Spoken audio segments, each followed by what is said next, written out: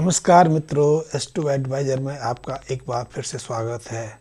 बहुत सारे मित्र आज एस्ट्रोलॉजी का नाम सुनते ही नाक भौं सिकोड़ने लगते हैं। वो कहते हैं कि आज के आधुनिक वैज्ञानिक युग में ज्योतिष जैसे विषय की क्या उपयोगिता रह गई है। व्यक्ति यदि अच्छी पढ़ाई करे, अच्छा पुरुषार्थ करे तो सहजता से जीवन में कामयाब हो सकता है। तो फिर ऐसे में ज्योतिष जैसे विषय में अंधविश्वास अपनाने की क्या ज़रूरत है। वो काफ़ी सही कहते हैं, क्योंकि आधुनिक विद्वान कुछ तथाकथित विद्वानों की ये सोच बिल्कुल सही भी है, लेकिन कुछ ऐसी चीज़ें हैं जिनके प्रश्न अभी भी सुलझे हुए हैं। पहली चीज़ तो ये बताएं कि जो प्राचीन वैदिक ज्योतिष है उसका अस्तित्व तो लाखों सालों से, हजारों सालों से तो है ही है। हजारों सालों से हम मानते आए हैं कि हमारे अंतरिक्ष में सिर्फ 7 ग्रह हैं। वैसे चंद्रमा को ग्रह, आधुनिक जो वैज्ञानिक है चंद्रमा को ग्रह नहीं मानते, उपग्रह मानते, फिर भी हम चंद्रमा के साथ 7 ग्रहों के अस्तित्व को स्वीकार करते हैं।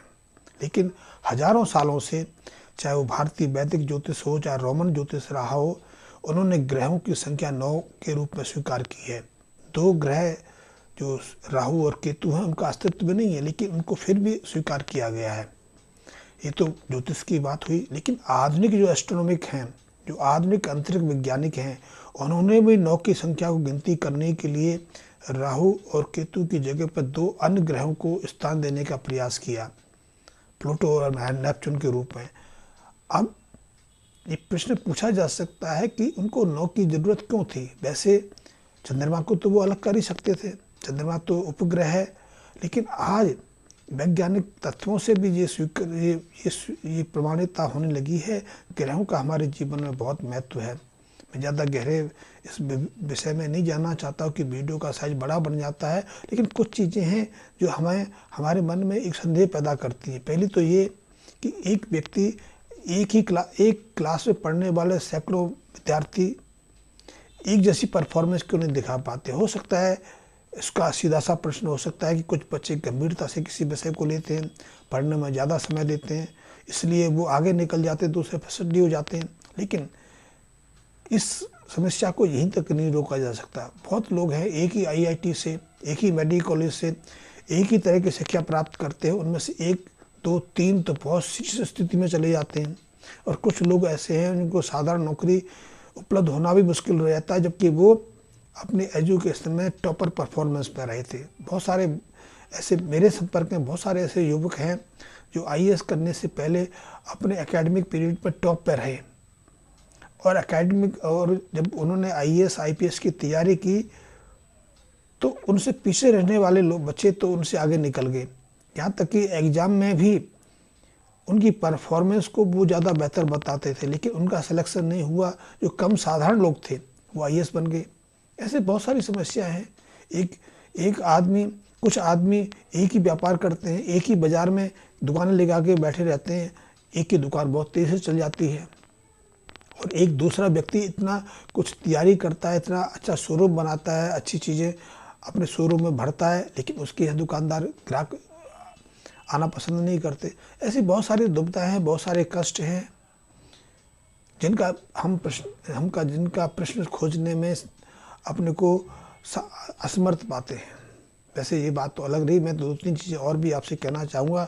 आप इनको सोचेंगे तो शायद ज्योतिष को अंधविश्वास नहीं मानेंगे। पहली चीज़ तो ये है कि अब आधुनिक शोध कार्यों से भी ये प्रमाणिकता हो गई है कि पृथ्वी की जितनी भी सृष्टि है, प्राणी हैं, जीव जगत है, उन सब का पूर्णता, उन सब की उत्पत्ति का स्रोत एकमात्र सूर्य है। सूर्य की तपस, सूर्य की जीवनी शक्ति से ही हम जीवित हैं, हम गतिमान हैं। यदि सूर्य की ये गति कुछ सेकंड के लिए भी बाधित हो जाए तो इस पृथ्वी की सृष्टि जगत को नष्ट होने में समय नहीं मिलेगा। इस छोटा सा प्रश्न है, लेकिन अकेला सूर्य ही नहीं, चंद्रमा के अपने प्रभाव हैं, शुक्र के अपने प्रभाव है, शनि के अपने प्रभाव है, बृहस्पति के अपने प्रभाव है। और अब इस बात को आधुनिक शोध कार्यों से धीरे धीरे प्रमाणिकता मिलती जा रही है। चंद्रमा के उदय अस्त से हमारी मानसिक स्थिति में बदलाव आता है, हमारी भावनाओं में बदलाव आता है, हमारी यौन शक्ति में बदलाव आता है, स्त्रियों के शरीर में परिवर्तन होते हैं। इतना ही नहीं, हमारे शरीर की जो तरलिक संरचना है, खून है, लिम्फ है या दूसरी चीज़ें हैं, उनकी उनकी जो कंपोजिशन है उसमें भी बदलाव आता है। हमारे थूक में बदलाव आ जाता है। चंद्रमा की गति से हमारे शरीर के तरली संरचना में निश्चित रूप से कई तरह के बदलाव आते हैं।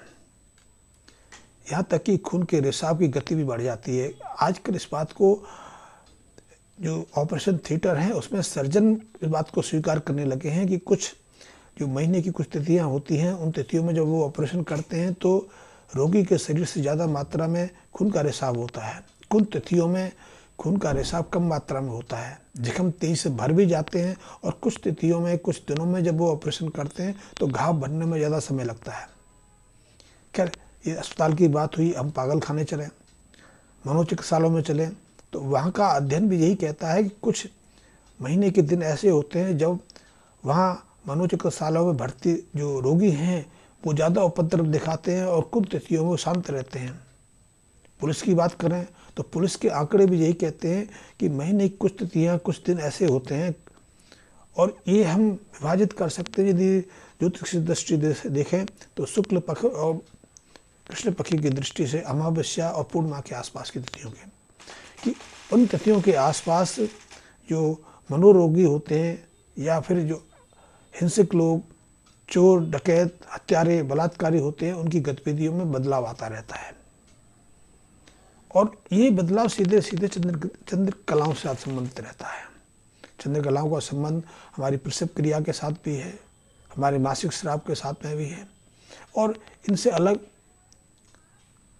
जितने भी जीवधारी हैं जब वो गर्भ धारण करते हैं, जब उनकी गर्भ पीरियड पूरा हो जाता है, और गर्भ पीरियड जब पूरा हो जाता है तो एक घड़ी अंदर लगी हुई है कि प्रसव की प्रक्रिया को एक उसी अंतराल से पूर्ण करती। जैसे कि हम मानव स्त्रियों के लिए, तो मानव स्त्रियों में सामान्यतः 9 महीना 10 दिन का समय प्रसव के लिए रखा गया है कि 9 महीना 10 दिन समाप्त होते होते प्रसव की पीड़ा शुरुआत हो जाती है, बच्चे की जन्म की प्रक्रिया शुरू हो जाती है। वैसे अब इसमें विघ्न बाधाएं खड़ी होने लगी हैं, ये सामान्य नहीं, असहज होने लगा है। इसीलिए आजकल सीजन की तैयारी भी हो रही है, कुछ और दूसरे कार्य भी होने लगे हैं।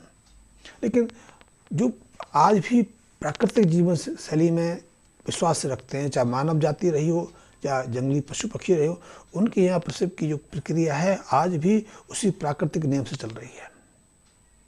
जैसे गाय बैल हैं, गाय की जो प्रसव प्रक्रिया है 9 महीने करीब 12 दिन के आसपास रहती है। भैंस की जो प्रक्रिया है 9 महीने 20 दिन के आसपास रहती है।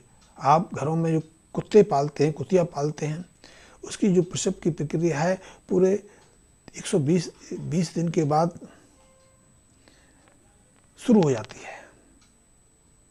इसी तरह अन्य पशुओं के साथ भी उनकी जो प्रसव की प्रक्रिया है एक निश्चित अंतराल से स्वतः शुरू हो जाती है। आखिर उसको कौन मेंटेनिंग करता है? खैर, ये बात भी प्रसव प्रक्रिया के साथ में हम एक तरफ रख दें। कुछ अन्य कार्य भी ऐसे हैं जो ग्रहों के कारण हमारे जीवन में प्रभाव डालते हैं। जैसे सूर्य चक्र है। सूर्य चक्र का अर्थ है कि सूर्य पर कुछ निश्चित वर्षों के बाद कुछ उथल पुथल मचती है, कुछ गतिविधियाँ होती हैं, और उन गतिविधियों का सीधा प्रभाव मनुष्य के स्वभाव, व्यवहार और स्वास्थ्य पर पड़ता है। और स्वास्थ्य पर, शरीर पर ही प्रभाव नहीं पड़ता, शरीर की आंतरिक संरचना में भी उस समय उस तरह के बदलाव आ जाते हैं, और ये चीज़ प्रमाणित हो चुकी है। मनुष्य की बात तो अलग, पशु पक्षी, समुद्र के अंदर रहने वाले जीव जंतु हैं, चाहे उसमें घड़ियाल हैं, मगरमच्छ हैं, मछलियाँ हैं, कछुए हैं, समुद्र के अंदर पृथ्वी की तुलना में हजारों गुना ज़्यादा प्रजातियाँ विद्यमान हैं। उनकी गतिविधियों का संबंध भी सूर्य, चंद्र और अन्य ग्रहों की गतियों के साथ में है। अब धीरे धीरे ये बात प्रमाणित होने लगी है। अब धीरे धीरे इसलिए होने वाली है कि हम इस पर भरोसा नहीं करते थे, लेकिन कुछ लोग इसमें भरोसा करके आगे बढ़ रहे हैं और उससे ये बातें प्रमाणित हो रही हैं। और जब वो बातें प्रमाणित होती हैं तो हम उसको वैज्ञानिक मान लेते हैं। लेकिन हमने तो परंपरा से हजारों साल पहले से इस चीज़ को जान लिया था। इसलिए एस्ट्रोलॉजर भारत का हो, एस्ट्रोलॉजर चाहे वो यूरोप का हो, एस्ट्रोलॉजर चाहे वो अरबियन कंट्री का रहा हो, चाहे चाइना का रहा हो, वो शुरू से ही अपने अनुभव पर आश्रित रहा है। और ऐसे में हम इसी निष्कर्ष पर पहुँचते हैं कि ये कोई ढकोसला नहीं, ये विशुद्ध वैज्ञानिक वैज्ञानिक प्रक्रिया है। हाँ, कुछ लोग ऐसे हैं, और वो तो हर विज्ञान में, हर क्षेत्र में रहते हैं, कुछ लोग ऐसे हैं जिनको 12 राशियों के नाम आते हैं, वो बहुत बड़े ज्योतिषी हैं, जिनको 27 या 28 नक्षत्रों के नाम पूरी तरह से नहीं आते और वो प्रख्यात हैं, वो लाखों रुपए महीने कमा रहे हैं, क्योंकि उनका मुख्य उद्देश्य एस्ट्रोलॉजी को एनालिसिस करना नहीं, अपने जो उनके पास आने वाले जो परेशान लोग हैं उनकी परेशानी का समाधान नहीं, अपनी परेशानी का समाधान निकालना है। इसलिए ऐसे लोग अच्छी अमाउंट में कंसल्टेशन फीस भी लेते हैं, बड़े बड़े उपाय बताते हैं, चाहे उपाय हो या ना हो, क्योंकि उनको तो नया ग्राहक चाहिए। टेलीविज़न पे आते हैं, और आपने देखा होगा टेलीविज़न पर आने वाले ऐसे अधिकांश एस्ट्रोलॉजर कुछ महीने, कुछ समय ही वहाँ व्यतीत कर पाते हैं, वहाँ उसको छोड़ जाते हैं। तो मेरा अर्थ कहने का है कि ज्योतिष को ढकोसला नहीं, ज्योतिष को अंधविश्वास नहीं, ज्योतिष एक विशुद्ध विज्ञान है। उसकी मदद से हम अपने जीवन की बहुत सारी समस्याओं का निराकरण कर सकते हैं, बहुत सारी समस्याओं को समाप्त कर सकते हैं और जीवन को सुख, समृद्धि और आनंद से भर सकते हैं।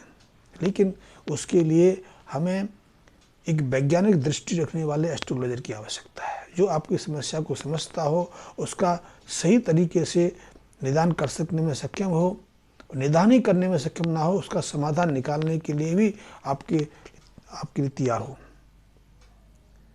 और ऐसा तभी तक संभव है जब आप एक अनुभवी एस्ट्रोलॉजी संपर्क में आते हैं। और वैसे